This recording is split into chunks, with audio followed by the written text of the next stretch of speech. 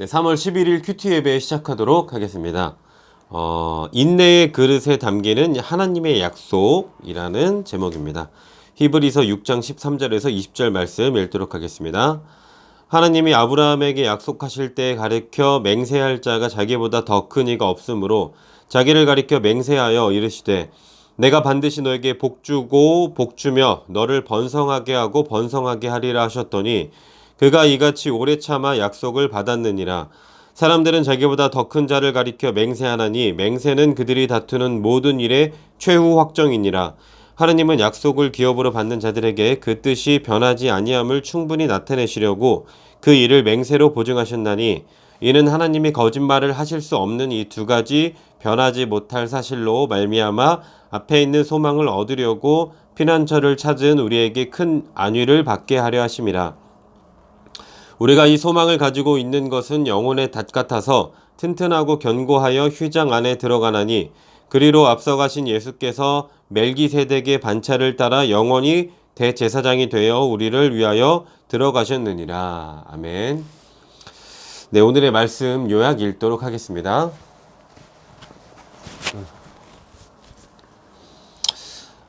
아브라함은 오래 참아 하나님의 약속을 받았습니다. 하나님이 약속과 자신을 두고 하신 맹세에 대해 거짓말을 하실 수 없다는 것은 소망의 피난처를 찾는 우리에게 큰 위로가 됩니다. 영혼의 닭 같은 소망을 가진 우리는 멜기세덱의 반차를 따르신 대제사장 예수님을 따라 휘장 안으로 들어갑니다. 아멘. 본문 해설 읽도록 하겠습니다. 네, 아브라함의 인내. 아브라함은 하나님이 약속하신 것을 받은 대표적인 믿음의 조상입니다. 하나님은 아브라함에게 후손의 복을 약속하셨고 그는 오래 인내함으로 그 약속을 누릴 수 있었습니다. 우리는 아브라함처럼 하나님 약속을 받은 자들이지만 때때로 하나님은 믿을 수 있는 분인가? 그분의 약속은 신뢰할 만한가? 하는 의문을 가질 수 있습니다. 그러나 우리는 불가능해 보이는 약속들이 아브라함에게 어떤 과정을 통해 성취되었는지 잘 알고 있습니다. 그러기에 하나님이 우리에게 주신 약속도 반드시 이루어진다는 것을 신뢰할 수 있습니다. 약속을 받은 자에게 필요한 것은 그 약속을 주신 분을 신뢰하고 인내하며 기다리는 것입니다. 하나님 약속을 신뢰하고 끝까지 인내하는 사람은 약속 성취의 주인공이 됩니다. 아멘. 하나님이 아브라함에게 주신 약속은 무엇이며 아브라함은 그 약속을 어떻게 받았나요? 하나님이 아브라함에게 주신 약속은 후손의 복을 약속을 하셨죠. 네.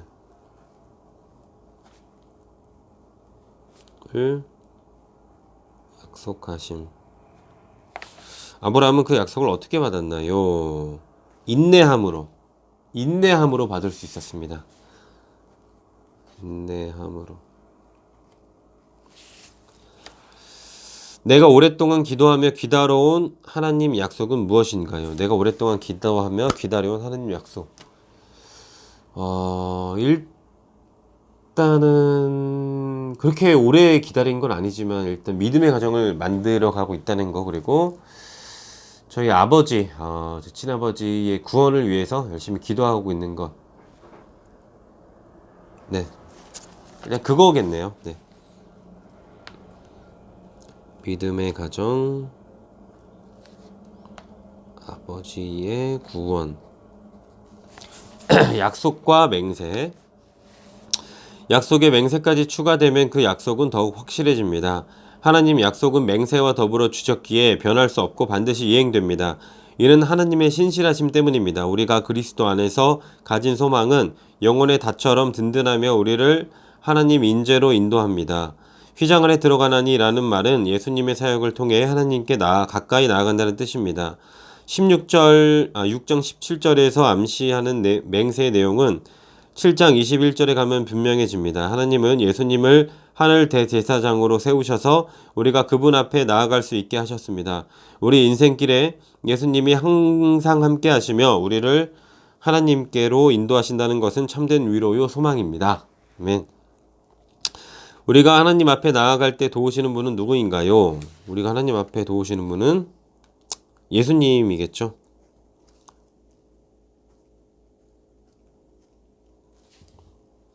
내가 예수님 안에서 가지게 된 견고한 소망이 있다면 무엇인가요?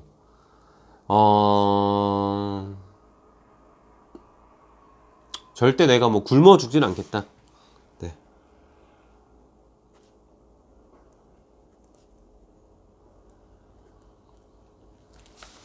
네, 오늘의 기도 드리도록 하겠습니다. 하나님, 영원한 하늘 성소에 먼저 들어가신 그리스도를 쫓아 저도 그곳에 들어갈 수 있다는 사실이 얼마나 영광스럽고 감사한지요. 삶을 뒤흔드는 세상 풍파 속에서도 견고한 닷과 같은 소망이 있음을 선포하며 오래 참고 기다림으로 하나님의 약속이 성취됨을 보게 하소서. 아멘. 네, 묵상 에세이 읽고 마치도록 하겠습니다. 그럼에도 소망을 품을 수 있는 이유, 히브리서 어떻게 가르칠까? 박윤성님의 글입니다.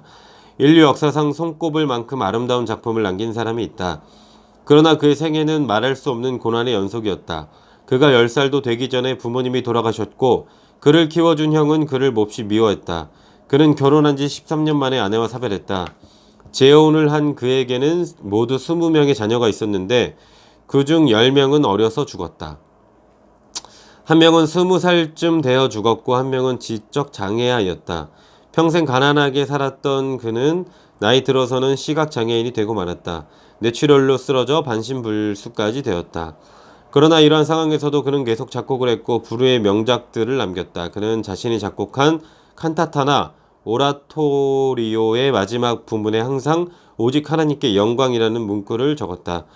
그가 바로 음악의 아버지요 교회 음악 작곡가 가운데 가장 뛰어난 요한 제바스티안 바흐다.